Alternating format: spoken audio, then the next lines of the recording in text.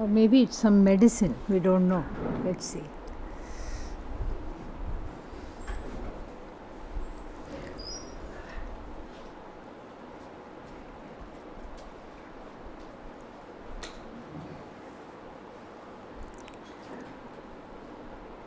Om Sahana Bhavatu Sahanau Bhunaktu Sahaviryam Karavavahai Tejasvinavadhitamastu ma vidvishavahai.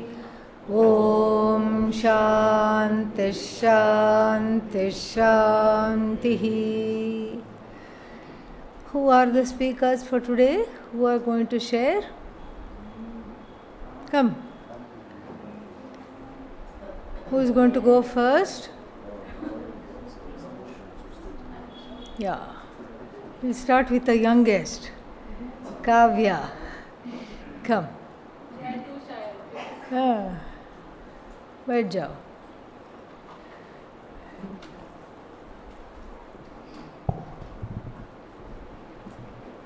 Hari Om everyone. I don't have a prepared speech, and I think Shreyas has come for this only. So I want to share that, the one thing that I told myself before coming to this course was, okay, go with a blank slate.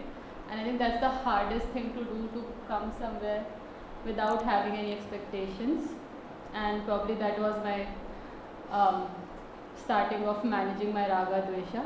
So then I arrived here without much expectations, and I'm glad I took this time out. And I mean, before this I was constantly thinking that I have to sign up for courses which will help me to, in some way excel in my career, or like help me make more money. But this was purely for, I don't know, like one reason was I really wanted to get away from my house. I was sort of done with being. They're all agreeing with you. Yes.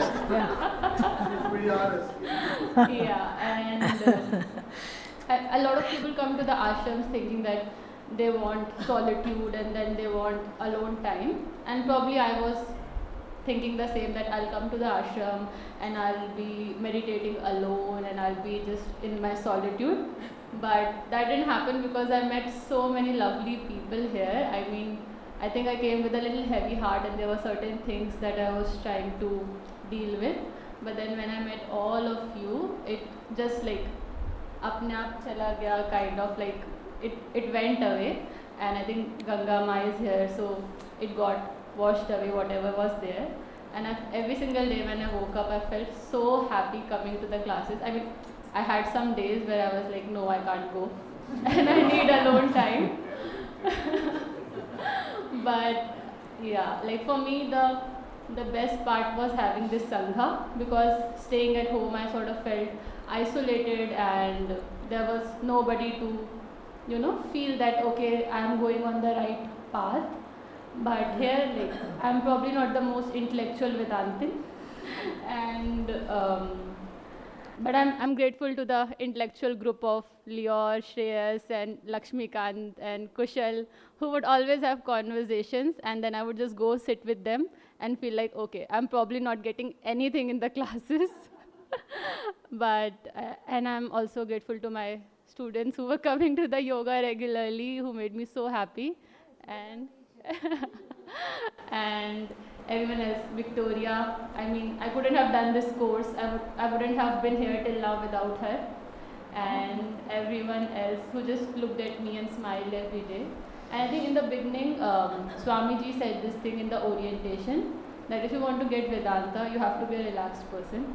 So I think that was my intention. I told myself, okay, let's be a relaxed person as much as I can try.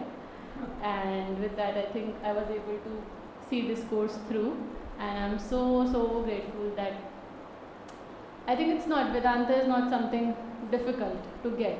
It's not a knowledge away from me. It is all that, like, we go through life with so much conditioning and so much of this and that in our hearts. And I think with a lot of love and a lot of faith in Ishvara, all of it just goes. Like, I can't say the Sanskrit word, but the knot in the heart gets opened. So I think that will happen only with the power of love and faith in Ishvara, and then all of us can get this knowledge. So thank you so much.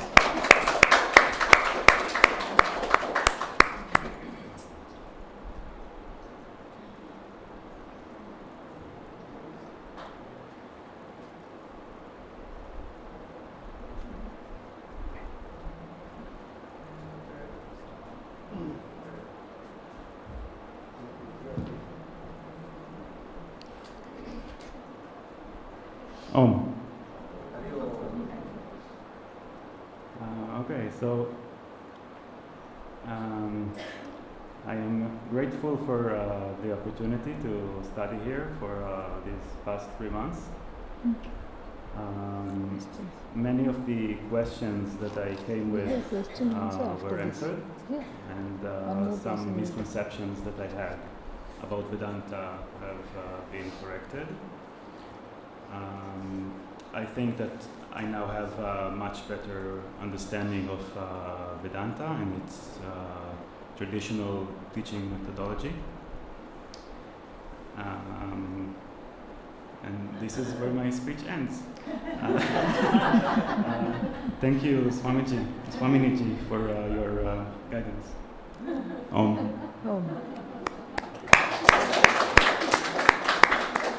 Short and sweet. Yes. The last one now, last but not the least.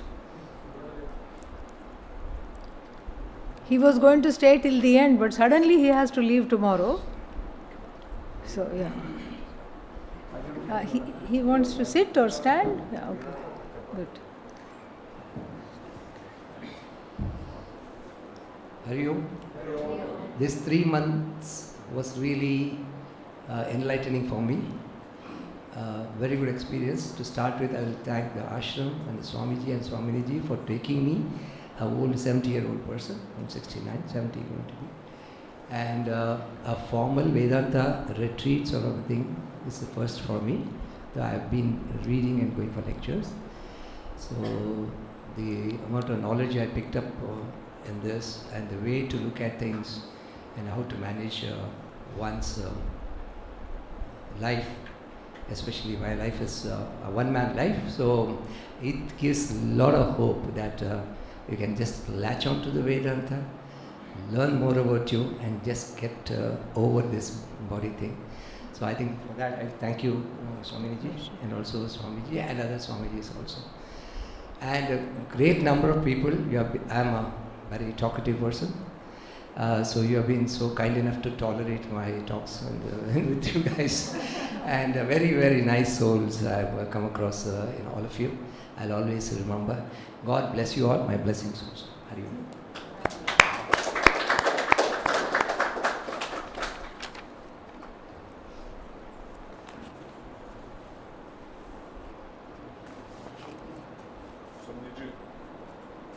Swaminiji, can I just give you one advice and the rest of one message for the class?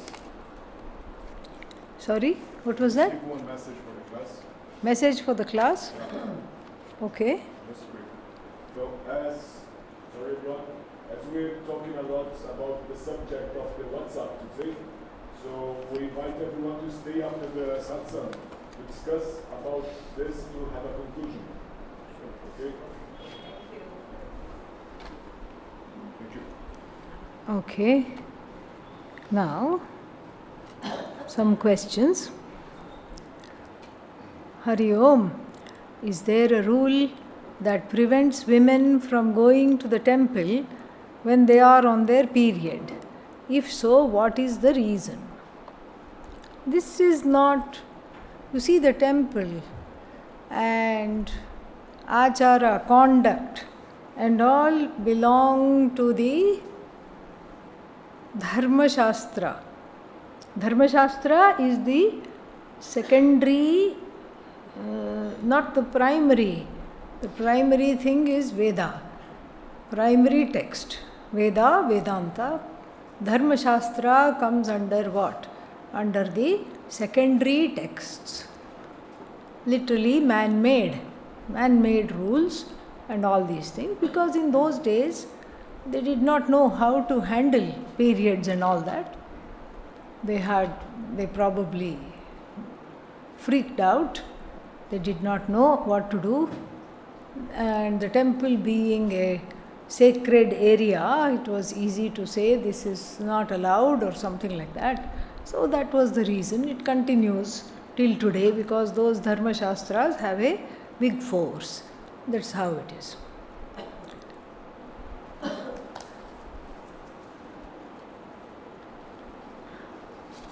As we are Bhagavan, should we worship ourselves? Part 1. So, as we are Bhagavan, should we worship ourselves? When we understand we are Bhagavan, there is no need to worship ourselves, because whatever we do is worshipful. The attitude itself changes. Worship is an act. Worshipfulness is an attitude. Is an attitude with which all acts are done. So when I understand my Ishwaratvam, then I have what the 15th chapter, tomorrow we are going to conclude, you will see, we have what is called Sarvatma Bhava. Sarvatma Bhava means Sarvam Atma Eva Iti Bhavaha, that everything that is here is Bhagavan. It's not that I am Bhagavan and you are not. This is not the ultimate jnanam. Everything and everybody is Bhagavan, so who shall I go worship?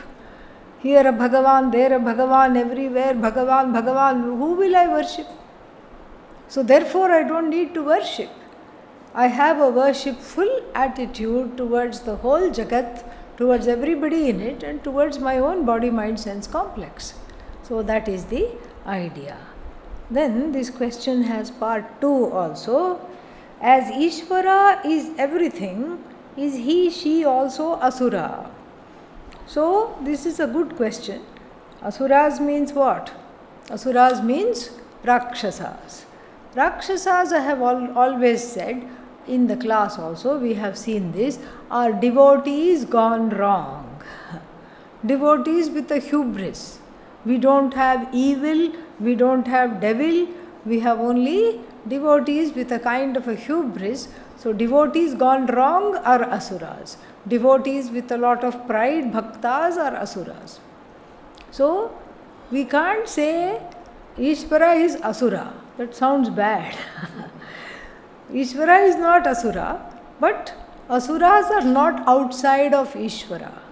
They are not a parallel reality. In certain theologies, evil and devil is a parallel reality to God. That's why God and devil are always at loggerheads. Always they are fighting for souls. One for you, one for me. This one is for me. Get away from this soul. This is for me. Like this they are fighting. So so if devil becomes a parallel reality to God, we don't have devil. What did you ask? Asura. If Asura becomes a parallel reality to God, to Ishvara, then we have some very difficult issues. Philosophically it's difficult, and Vedantically also it doesn't make any sense. What is the issue? What is the vision? What is our vision? The vision is of no division. Then if Asura is a parallel reality to God, then we will have a division. And the other vision is that everything is limitless. And if everything is limitless, then Asura delimits God, if God is separate from Asura. So therefore, Asura is not outside of this God, outside of what we call God, which is everything, which includes what we think is good, what we think is bad, all these things, it includes. And so, but that doesn't mean that I should become an Asura. Oh, okay, Asura is included, why not I be an Asura? Why should I be a dharmic person? Because this Asuri Vritti, as we will see in the 16th chapter, this is a very good question which is a segue for the 16th chapter. The Asuri Vritti will only be an abuse of my own free will. My own free will is abused, and when my own free will I abuse, that means I will have consequences of my actions. And those consequences will keep me in samsara, and Vedanta becomes far away. So yes, there is, so Asura is not outside of Ishvara, but at the same time it is somebody who is abusing their free will by choosing not to follow dharma.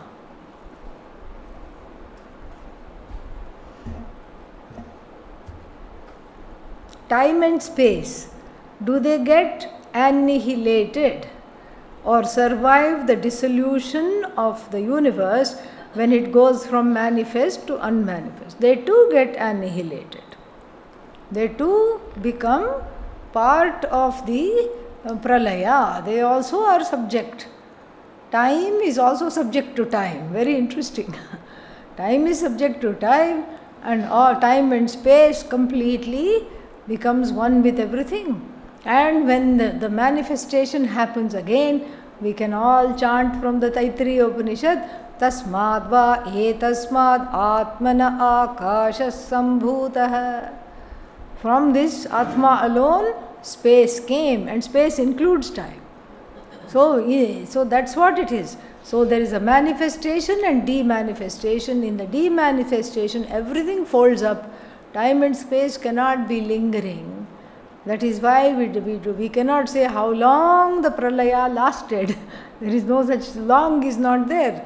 There is nobody to measure, and there is no length of time to, even if there is a length of time, the length of time would be inert. Some sentient entity is required to measure the time. That the Jagat was absent between, for let's say 5,000 years, there was no Jagat. I'm just, that's not true that there is 5,000 years or something like that. I just made up a number. For 5,000 years, let us say there is no Jagat. Then, but who is going to measure this? It's like the bunch of mice who were sick of this cat. Very sick of this cat. Every day it came and pounced on one mouse and dragged it away. They were seeing their numbers go down, and then they were very, very upset, extremely upset. Then one of the mice had a bright idea and dragged one bell. Let us put a bell on a string and bell the cat. Oh, wonderful! They all brought their little paws together. Fantastic! Let us bell the cat. Then the question is, who will do that and survive to tell the tale? So pralaya is like that. So yes, it gets annihilated. Then number 2, when there is no time after dissolution, why the next kalpa begins on exact time? So sahasra yuga pariyantam aharyad brahmano viduhu, etc., etc. Ratrim yuga sahasrantam teho ratravido janaha. This is not, this is not talking about pralaya. That's why. This is not talking about pralaya when there is no time. This verse that you have quoted is measuring Brahmaji's life according to our time span. That's all it is. So it's just to show that by the time Brahmaji wakes up, nice sleep I had, has a cup of coffee, goes for a morning walk with Goddess Saraswati, and does all the chores. Brahmaji need not read the newspaper, Why? Because he himself is the creator, he knows what is happening. He doesn't have to go to yahoo.com to find out what is going on. Correct? And so like this, the whole day of Brahmaji goes, and then Brahmaji says, okay, it's time to tuck in, let's go to sleep. By that time, what has happened on earth is like 1,000 yugas have elapsed. This is not talking about pralaya and sarga. Sarga means the srishti. This is not the purport of this verse is not pralaya and srishti, but the purport of this verse is to show you that in Deva's realms, different time zones operate. We already know time zones. Like if you now go to United States, it will be it depends on whether it's the west coast or the east coast, it will be morning or mid-morning somewhere. And if you go some other place, it will be, if you go to Europe, it will be 6 hours, 4 hours to 6 hours behind us, like this. If you go to Japan, it will be 4 or 5 hours. How many hours? 10 hours. Yeah, 10 hours ahead of us. Really, that's why it's called the land of the rising sun, because it rises there first. Yeah, it's ahead of everything. So it will be ahead. Like this, this is how we are familiar with the time zones. When we are there, we know that, okay, India is so many hours behind. So just like that, Brahmaji's Brahmaloka, where Brahmaji stays, is on a totally different time zone. That is the purport of this verse. Like 1,000 yugas make up just one day for him, and 1,000 yugas make up one night for him. This is a generalism. It doesn't say tick, tick, tick, tick, tick, now the 1,000 yugas are starting. No, it doesn't say that. Elsewhere it does say that there is, the current Brahmaji is 51 years old. Current Brahmaji is 51 years old. What is his lifespan? 100 years. This is just a generalism. This is just to understand that the time zone is different. And why should we understand in the 8th chapter that the time zone is different? Just so that we know, even if I go to Brahmaji and Brahmaloka, Abrahma Bhuvanal Lokat, Abrahma Bhuvanat Lokat, Punaravartinaha. Again and again I have to come back up to Brahmaloka, including Brahmaloka is what? Time bound. That is the whole message over here. It's not to measure pralaya. Pralaya cannot be measured, because the measuring stick will be the first one to become demanifested. And then, in a pragmatic way, please explain the transition from paroksha jnana to aparoksha jnana. What are the accelerators and decelerators that influence this transition? And in this context, what is akhandakara vritti? First of all, there is no such thing called paroksha jnana. Why? Atma is aparoksha. So we have 3 words. We have first 2 words. Let us see. First word is pratyaksha. Pratyaksha means what? Aksham prati. That which is evident. Through what? Any of the 5 main mula pramanani. With these mula pramanas, what are they? Sight, hearing, all these things are called mula pramanas. So this is evident, pratyaksha. Then we have another word called paroksha. Paroksha means that which is far away, which can only be known indirectly.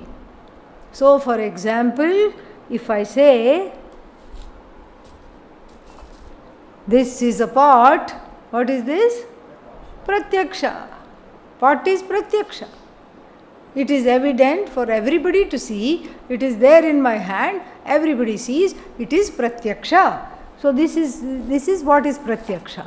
Paroksha means something that cannot be easily objectified, that is far away from me, like heaven.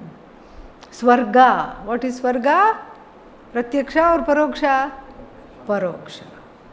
Now, if we try to use these 2 words to describe the Atma, then which one fits? Is Atma Pratyaksha? No. Is it Paroksha? No. Why? Because the one who says Atma is Paroksha is right here. Right here the Atma is, I am never away from Atma. It's not Pratyaksha, it is not Paroksha. So then we have to have a new word to describe the Atma, which says, we say, take the word Paroksha, far away, remote, and negate it. Aparoksha, never remote, never away from you. Always, wherever you see, it is there, never absent. So, if Atma is aparoksha, Atma Jnanam can never be paroksha. So, this is just like that. If Atma is right here, right now, then Atma Jnanam can never be far away paroksha. This we have to understand. And then, so what are the... So, there is no transition from paroksha jnana to aparoksha jnana. There is no transition. Because there is no paroksha jnana at all. So, if I say, this is a flower, we just have to imagine right now, this is a flower if I say, and if I show you the flower, it is what? Right there. So, Atma is also like that. That Atma is not to be brought from somewhere far away. I am not distanced from the Atma by space or time. I am distanced by way of my own ignorance. When the ignorance is dismantled, demolished, then what is there? Atma, aparoksha Atma. This is actually a Mahavakya. Yas sakshad aparokshat brahma. Brihadaranyaka Upanishad Mahavakya. That which is sakshat, which is right here, right, never absent, aparokshat, which is very immediately available, and that is what is Brahman. So the word sakshat and aparoksha refer to Atma, and that Atma is equated to Brahman. So there is no such thing called paroksha jnanam and converting it to aparoksha jnanam. You can say, I am vague about this. I need to have more clarity. That is very, tenable, understandable. I have some vagueness, I have some doubts, my knowledge is not clear, or I know something wrongly. You can say that. But we cannot say that first Vedanta teaches Atma theory. In the 3-month course, first 2 months we have what? Atma theory, Atma theory. After that what? Atma practice. No such thing. This is not like a recipe book. So the recipe book you need. Why? Because you are hungry. So when you are hungry, what do? You get the recipe book and then you read up the recipe, and then what do you have to do? You close it and sit down in meditation. No, you have to go to the market. You have to buy all the ingredients. Let's say the recipe has 5 or 6 ingredients. All of them you have to have right there. And then you cook, then you eat. That is the purpose of the recipe book. Upanishad is not a recipe book for Atma. First you theoretically, conceptually understand Atma, and then you understand it, then you eat the Atma. Sarvan kaman samashnute. No, you don't need to, that step is not needed. Because the Atma, you, is self-effulgent, self-evident I. It is already there. It is very much there.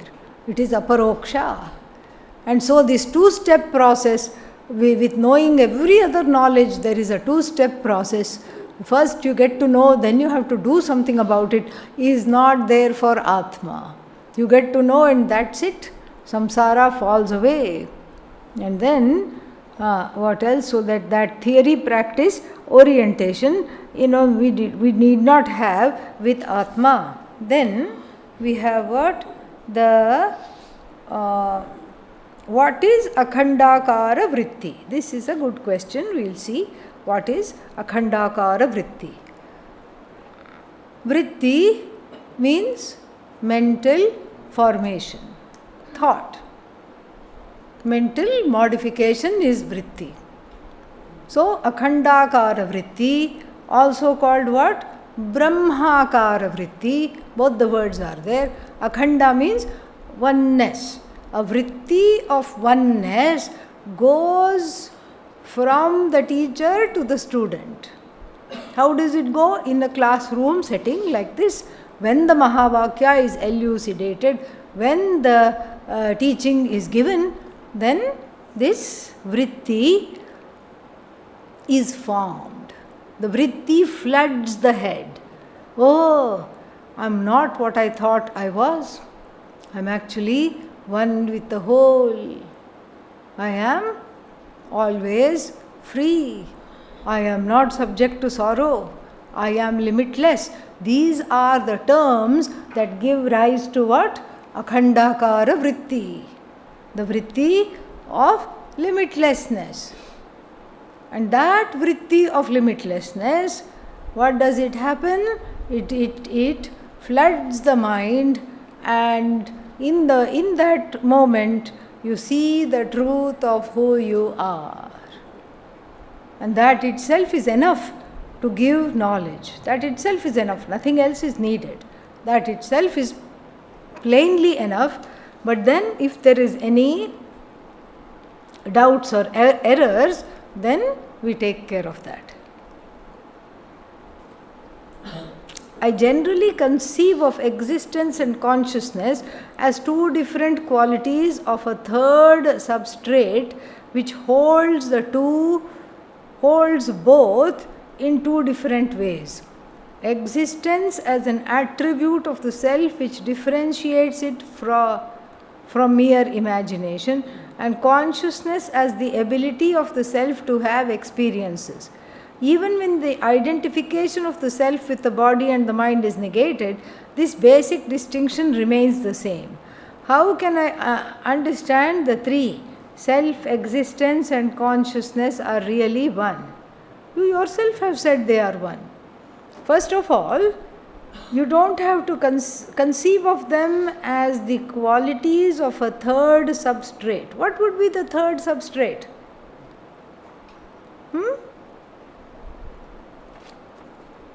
If existence and consciousness are different qualities, they are qualities belonging to what?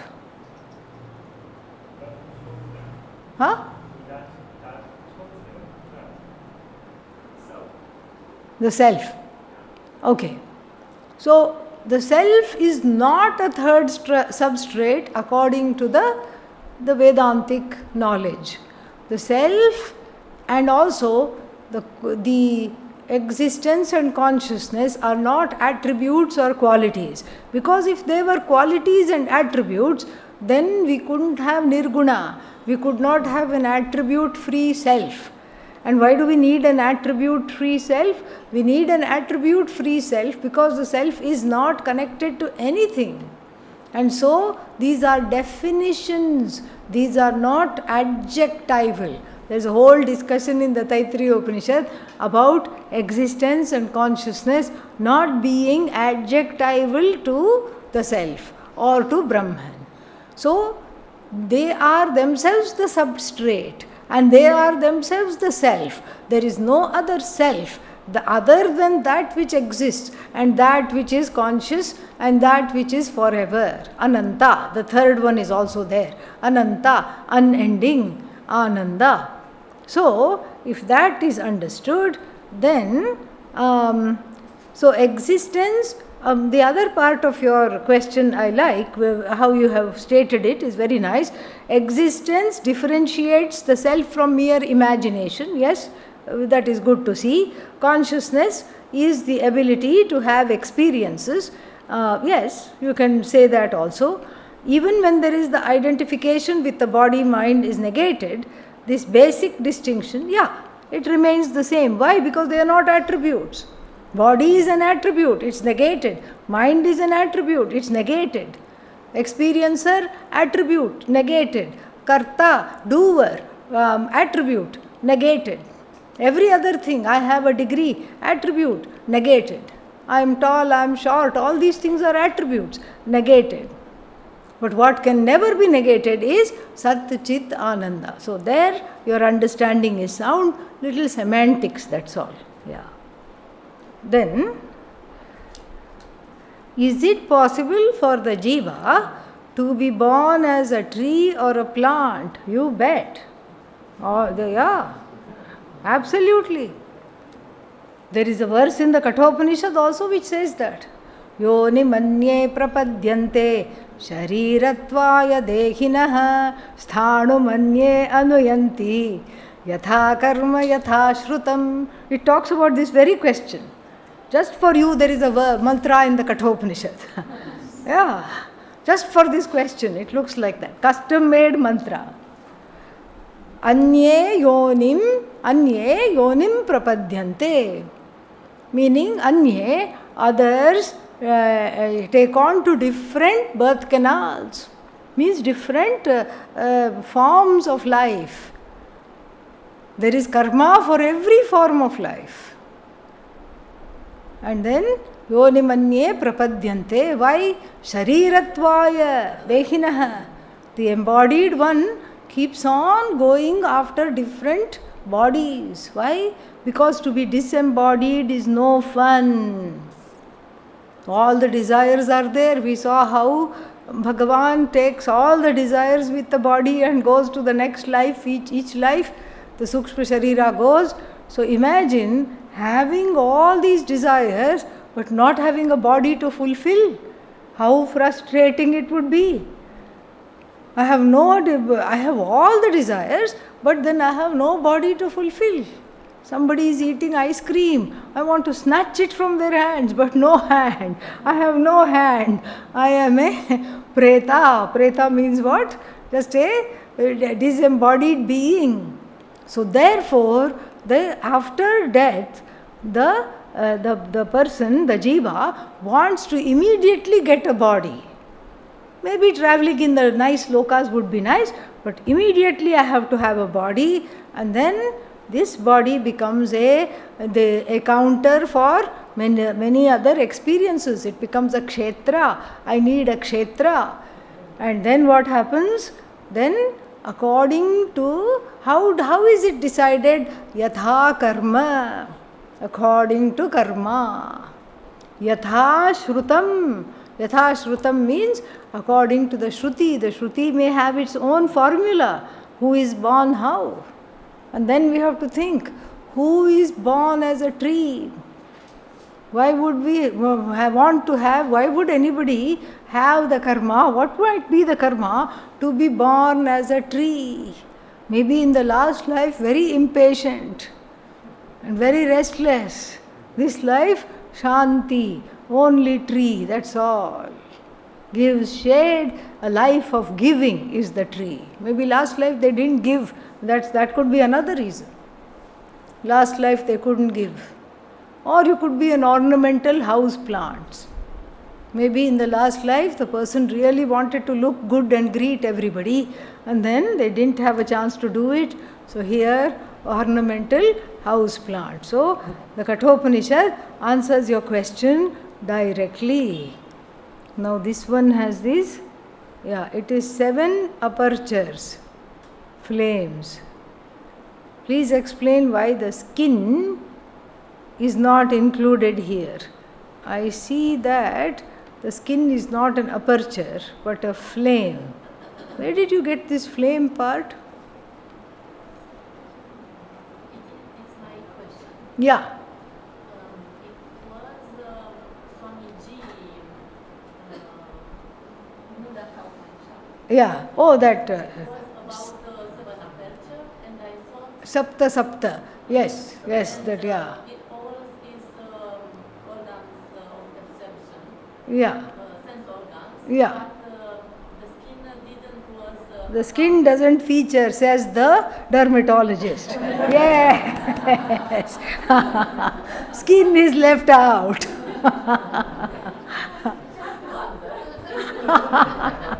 Very pertinent question, huh? Yeah. Very good. Yeah. It's not aperture, it's not a node. Yeah, it's not an opening, because you see, what the openings that are discussed here are the things that take in. Here it just puts out. Yeah, it takes in also, but then not as much as the other things. It does not take in the Jagat. Yeah, it just puts out. Like the toxins, the sweat and all, it puts out. The skin glands, oil, sweat, whatever it needs to go, it puts out. And then of course, if you put moisturizer and everything in the winter, it does take in, but it is seen as the sense of touch. Because see, the thing is, it is not just one aperture. It is the whole thing is full of apertures.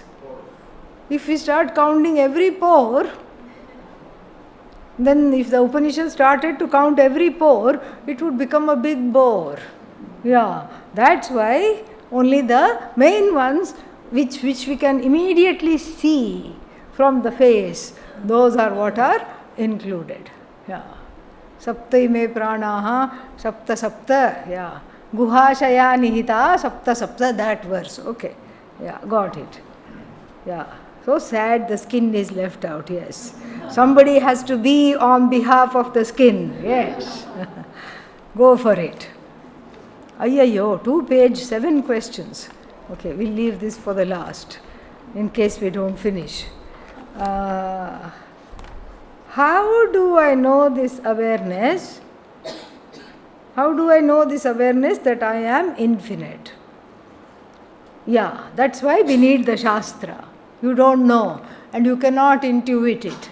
You cannot infer it. You cannot read about it in some kind of a astrology magazine. The Shastra only has to tell that you are Anantam Brahma. Thank God, at least you know the first 2. Thank God the first 2 are already understood. Are you here? See, that was very clear. First 2 is understood. I am here, I exist. How do you know? When I say I am, what am I saying? I know I am. First 2 is very clear. But don't ask the next question. What is the nature of you? Finite. I am an idiot. I don't have this. I don't have that. All kinds of pain, sorrows come out. That's why Shastra exposure is needed. Ishvara cannot be deduced. Anantyam of Brahman cannot be deduced. That I am Brahman also cannot be deduced.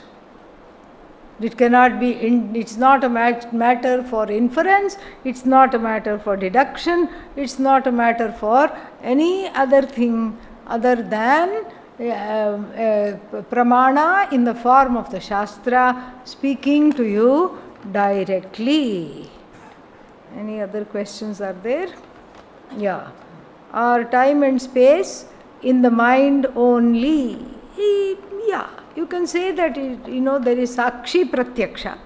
Time and space is cognized in the mind, and it is Vyavaharika. Because space is part of the 5 elements, so you cannot say it's just in the mind.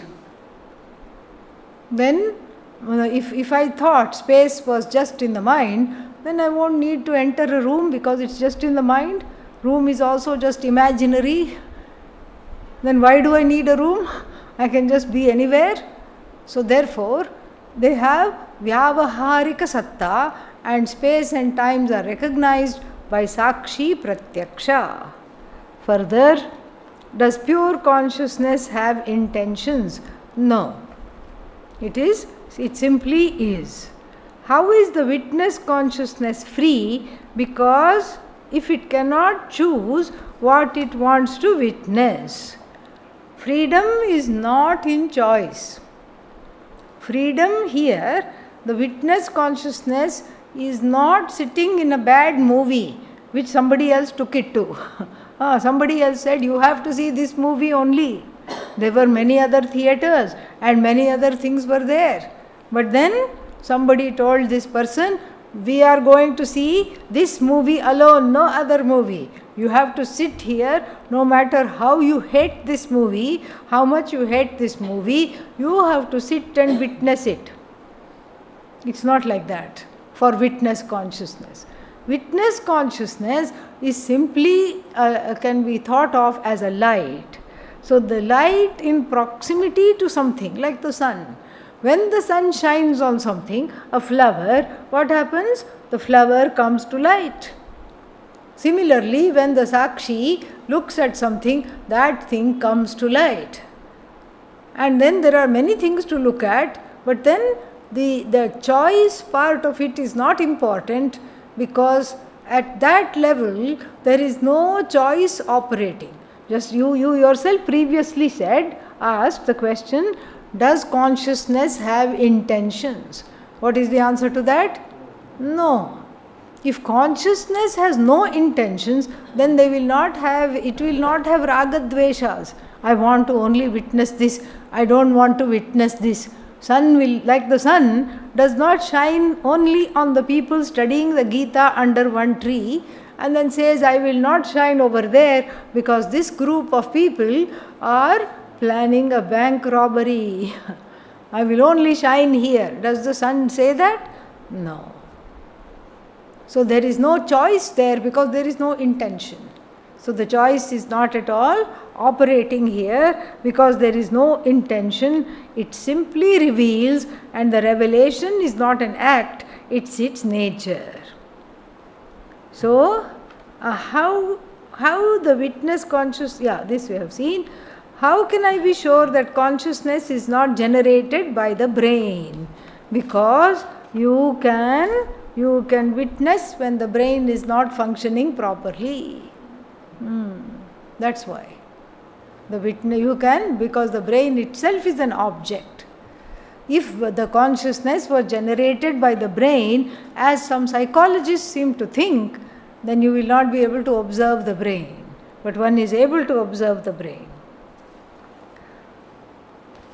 Kathopanishad, verse number 4 goes like, Yadvacha anabhyuditam yena vag abhyudyate. Here the word abhyuditam and abhyudyate are denoting what? What meaning? How is it related to other word abhyudaya, worldly success? Abhyudaya means success of undertaking. Here it means abhyudaya, abhyuditam means revealed.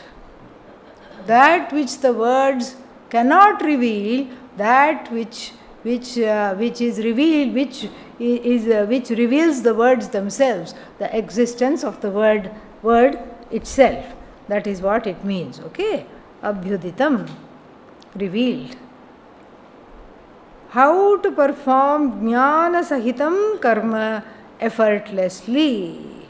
So jnana sahitam karma, here jnanam means upasana. Jnana karma samuccaya. So I hope that's what you are meaning. Whose question is this? That's what you are meaning? Jnana karma samuccaya. So upasana. Upasana, how to do that? So karma here means karma yoga and jnana here means upasana. Just like you do meditation, except you will do longer and longer meditation and then you will do more and more karma yoga. But this jnana karma samuccaya, it is very good for antahkarana shuddhi, chitta naishchalyam, etc. It cannot produce knowledge because karma is not needed for knowledge. So this is a big contention in the Shastra also. Then a related question is there. Why is this karma, why is such karma called upasana? Karma is not called upasana. Jnana is called upasana. Upasana is karma. Why? Because upasana is called karma because it involves the mind. So karma can be of three types: manasam, mental; vachikam, oral, verbal; and then kayikam, physical. So physicalized karma, mental karma, verbal karma. So this comes under mental karma. If you are doing japa, it is mental karma. That's why it is called, upasana is called karma. I have noticed that the eternal vigilance is the only guarantee of freedom. Only when I am not vigilant, one with the witness, I commit errors. But I find it difficult to be that way 24/7. Is there any trick to make it easy to become Brahmanishtha? Yeah, I wish there was a trick, because then we would not need 3-month course.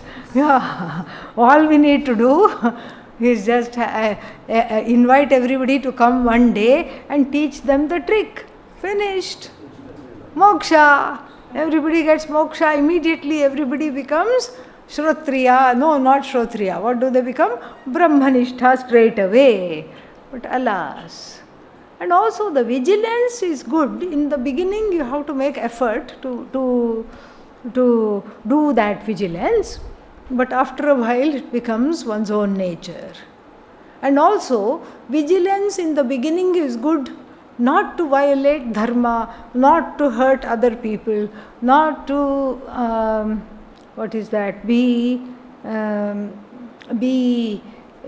to be in alignment with arjavam, speech, thought, all these things. Correct? So vigilance is needed for that. Vigilance is not needed for moksha. Vigilance is an auxiliary sadhana. That sadhana helps you to listen better. That vigilance helps you to be in the right place at the right time, and in the Shravana situation helps you to open the heart, open the mind and listen. That listening alone is going to make a difference in the life. No other thing. So the vigilance is a sadhana, but it is not the mukhya sadhana for Atmajnanam, and it is a auxiliary sadhana, an accompanying sadhana to open the heart, to be more present, to be less distracted for the knowledge. So this being said, the vigilance itself is what? Mithya. Dharma mithya. Vigilance mithya. Upasana mithya. So all the mithya accoutrements I need in order to prepare the mind, which is also mithya, to understand Satyam as myself. This is what we have to undergo that. So the trick, there could be a trick. In Buddhism, Buddhists have a trick. They keep ringing one bell in the ashram. And no matter what you are doing, you have to stop. You have to stop, come back to yourself, be the witness, and then after that you go, you're silent for half a second, half a minute or something like that. After that you go about your whatever you were doing. More mindfully, that's the idea. So you can also do something like that. You can give yourself certain reminders that whenever this happens, I will come back to myself. But you have to watch for something, some signal somewhere. I'll use this person. Whenever I see this person walking, I will come back to myself. Or whenever I see this kind of a thing happening, I will come back to myself. You can give yourself some reminders during the course of the day to have this mindfulness. Next one. Sense of happiness is what keeps us hooked to the situations, to the people, things, or to the role that we assume for ourselves. How to shift that to the fact that we are an actor? Because if we get happiness in just being an actor, we will never identify with the role. Is it possible at all to derive happiness as an actor? Let me read that again. Sense of happiness, hooked to situations, people and things, or the role we assume for ourselves. How to shift that to the fact that we are an actor.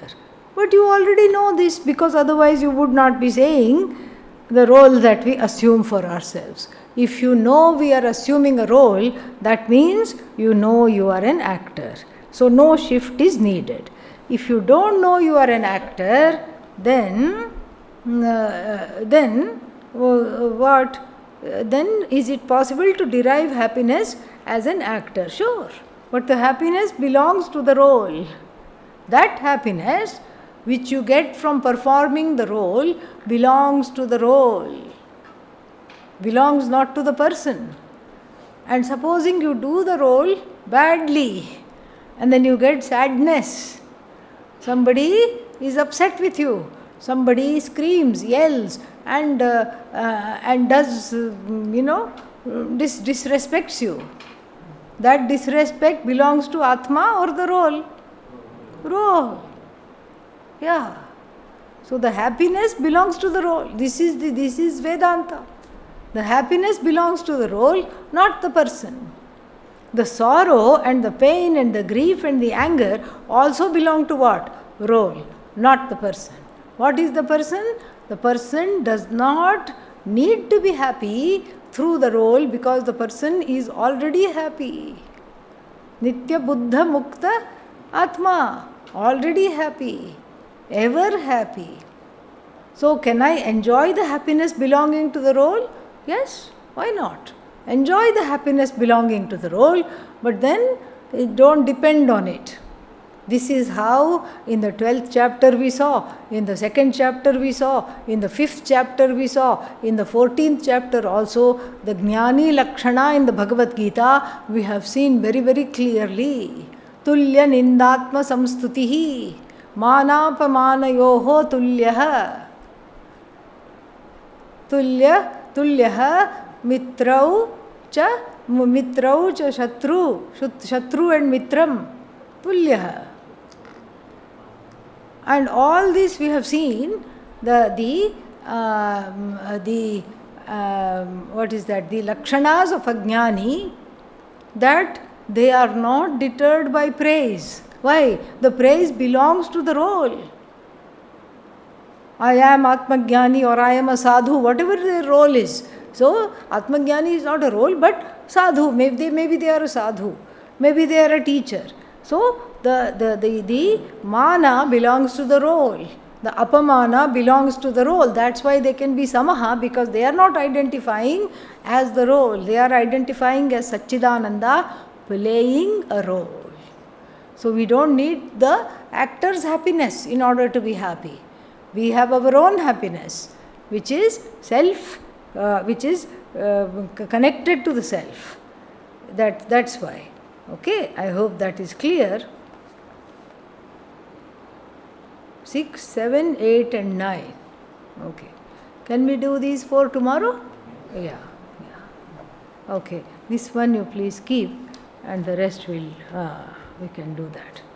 Om Purnamadav Purnamidam Purnat Purnamudachyate Purnasya Purnamadaya Purnamevavashishyate Shanti Shanti Shanti Harihi Om Shri Gurubhyo